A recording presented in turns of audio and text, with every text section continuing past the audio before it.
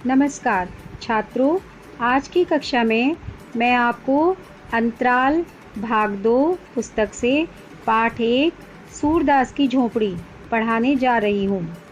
यह पाठ उपन्यास सम्राट मुंशी प्रेमचंद जी के प्रसिद्ध उपन्यास रंगभूमि का एक अंश है। अध्ययन अनुक्रम इस प्रकार है।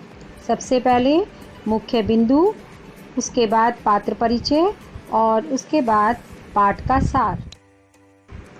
प्रिय छात्रों, पाठ के मुख्य बिंदु इस प्रकार हैं।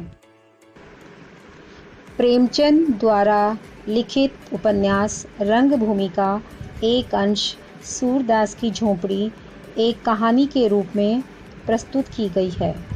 यह कहानी एक अंधे भिखारी सूरदास तथा उसके बेटे मिठुआ को केंद्र में रखकर लिखी गई है। सूरदास ने भिक्षा मांग कर कुछ पैसे संचित किए हैं, जिससे वह अपनी 3 अभिलाषाएं पूरी करना चाहता है। पहली, संचित धन से पितरों का पिंडदान करना। दूसरी, अपने पुत्र मिठुआ का विवाह करना। तीसरा, गांव के लिए एक कुआं बनवाना। उसी गांव में जगधर और भैरव भी रहते हैं, जो इस कथा के खलनायक और उपखलनायक के पात्रों के रूप में उभरते हैं।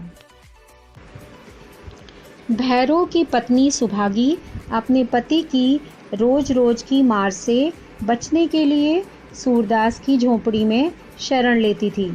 इसी ईर्ष्या भाव के कारण भैरव सूरदास को अपना दुश्मन समझ उससे किसी भी प्रकार बदला लेने की ठान लेता है, जिससे भैरव सूरदास से ईर्ष्या करने लगता है। बदले की आग बुझाने के लिए एक रात भैरव सूरदास की झोपड़ी में आग लगाने घुसता है। वहीं उसे सूरदास की जमा पूंजी एक पोटली में मिलती है। भैरव वह पोटली चुराकर झोपड़ी में आग लगा देता है। आग बुझाने पूरा गांव इकट्ठा होता है।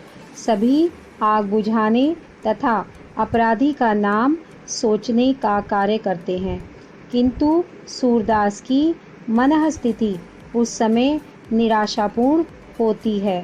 वह आश्चर्यचकित, दुखी तथा निराश था। उसके मन में केवल एक ही बात थी कि वह किसी प्रकार झोपड़ी में जाकर अपनी पोटली निकाल लाना चाहता था। उसे अपनी सभी मनोकामनाएं पोटली के साथ जलती नजर आ रही थी। झोपड़ी के जल जाने पर सूरदास झोपड़ी में अपनी पोटली तलाशने जाता है। वहां पर चारों ओर फूस की राख थी। उसे महसूस होता है कि आग में केवल फूस ही नहीं, उसकी 3 अभिलाषाएं भी जल गईं। ढूंढने पर भी उसे पोटली नहीं मिलती। जगधर सूरदास की झोपड़ी जलने के पीछे भैरव को जिम्मेदार समझकर भैरव के पास जाता है। वहां उसे पता चलता है कि भैरव ने झोपड़ी जलाने से पहले सूरदास की पोटली भी चुराई थी। जगधर के मन में पैसों को देखकर ईर्ष्या का भाव जगता है कि भैरव को रातों रात बिना मेहनत किए पैसे मिल गए, तो उसे भी ये प्राप्त होने चाहिए। इसी बात की धमकी वह भैरव को देता है कि यदि उसने आधे पैसे न दिए तो वह सूरदास को इस राज के बारे में बता देगा। भैरव पैसे देने से इनकार कर देता है। इसी ईर्ष्या की भावना में आकर जगधर सूरदास को भैरव की चोरी के विषय में बताता है, किंतु सूरदास अपनी इस आर्थिक हानि को जगधर से गुप्त रखता है, क्योंकि एक गरीब के पास इतने पैसे होना उसके लिए लज्जा की बात है। सुभागी जो जगधर और सूरदास की बातें सुन रही है वह सूरदास से सहानुभूति रखती है तथा पोटली वापस लाने का संकल्प लेती है। सूरदास अपनी दशा पर दुखी था, किंतु अपने पुत्र और उसके मित्रों की यह बात सुनकर कि खेल में कोई रोता है, वह इस जीवन को एक खेल मानता है। उसकी मनोदशा बदल जाती है तथा वह एक खिलाड़ी की भांति उत्साह और आत्मविश्वास से भर जाता है, जो अगला खेल खेलने को तैयार होता है। सूरदास की हार न मानने की प्रवृत्ति उसमें विजय गर्व की तरंग भर देती है। प्रिय छात्रों, अब मैं आपको सूरदास की झोपड़ी पाठ का पात्र परिचय समझाने जा रही हूँ। पहला सूरदास, जो कि एक अंधा भिखारी है। दूसरा भैरव, जिसने सूरदास की झोपड़ी जलाई। सुभागी, भैरव की पत्नी। जगधर, भैरव का मित्र है। और मिठुआ, सूरदास का पालित पुत्र। छात्रों, अब मैं आपको पाठ का सार विस्तार से समझाने जा रही हूँ। सूरदास की झोपड़ी प्रेमचंद के उपन्यास रंगभूमि का एक अंश है। एक अंधा व्यक्ति जितना बेबस और लाचार जीवन जीने को अभिशप्त होता है, उतना ही सूरदास का चरित्र इसके ठीक विपरीत है। सूरदास अपनी परिस्थितियों से दुखी व आहत तो होता है, किंतु अपने दुख को मन में दबाकर विपरीत परिस्थितियों का मुकाबला दृढ़ निश्चय और अत्यंत उत्साह से करता है। रात के 2 बजे होंगे कि अचानक सूरदास की झोपड़ी धू धू कर जलने लगी। अपने अपने दरवाज़ों पर सोए लोग जग गए और जलती झोपड़ी के आसपास एकत्र होने लगे। आसमान की ओर उठती भयंकर आग की लपटें ऐसे लग रही थी जैसे किसी मंदिर का स्वर्ण कलश हो। लोग अपने अपने तरीके से आग बुझाने का प्रयास कर रहे थे, परंतु जैसे ईर्ष्या की आग नहीं बुझती है, उसी प्रकार सूरदास की झोपड़ी की आग भी नहीं बुझ रही थी। सहसा सूरदास जलती झोपड़ी के पास आकर खड़ा हो गया। वह झोपड़ी में जाना चाहता था, पर वहां उपस्थित लोगों ने भयंकर आग की लपटों का हवाला देकर उसे जाने से मना कर दिया। वह असहाय हो खड़ा रह गया। आग बुझ जाने पर सब अपने अपने घर चले गए, पर दुखी सूरदास वहीं बैठा रहा। इस समय केवल एक ही अच्छी बात हुई थी कि आग से सूरदास की झोपड़ी के अलावा अन्य झोपड़ियां बच गई थी। सूरदास के दुखी होने का कारण झोपड़ी और उसमें रखे बर्तन आदि न थे।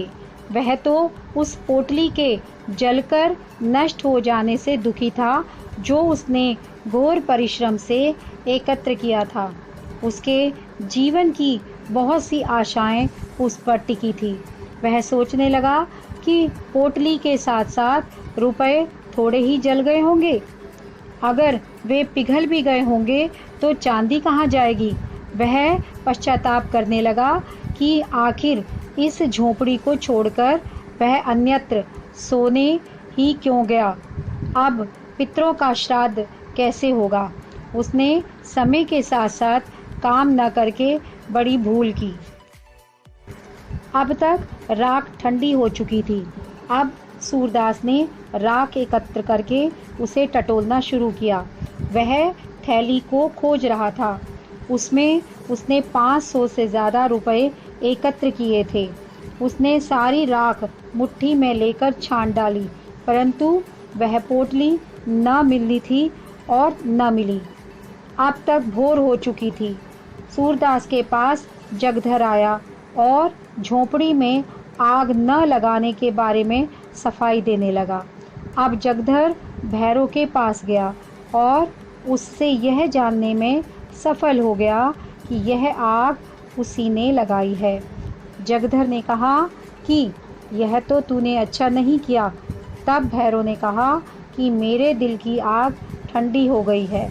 यह कहकर उसने सूरदास की झोंपड़ी से चुराई रुपयों की थैली भी उसे दिखा दी।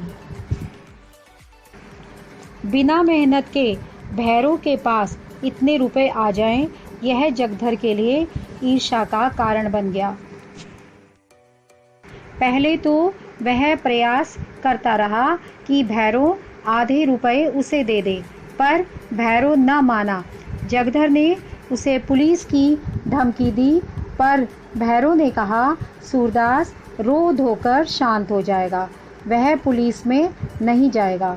भैरव से ईर्ष्या भाव रखे हुए जगधर ने सूरदास से यह बता दिया कि भैरव ने ही उसकी झोंपड़ी में आग लगाई है, और यह भी बता दिया कि रुपयों की पोटली भी उसी के पास है। पोटली की बात सुनकर सूरदास अपने हृदय की पीड़ा को चेहरे पर नहीं आने देता है। वह तटस्थ भाव से बात को टालने की कोशिश करता है कि उसके पास जो पोटली है वह मेरी नहीं अर्थात सूरदास की नहीं है। वह अपना क्रोध बाहर नहीं आने देता है।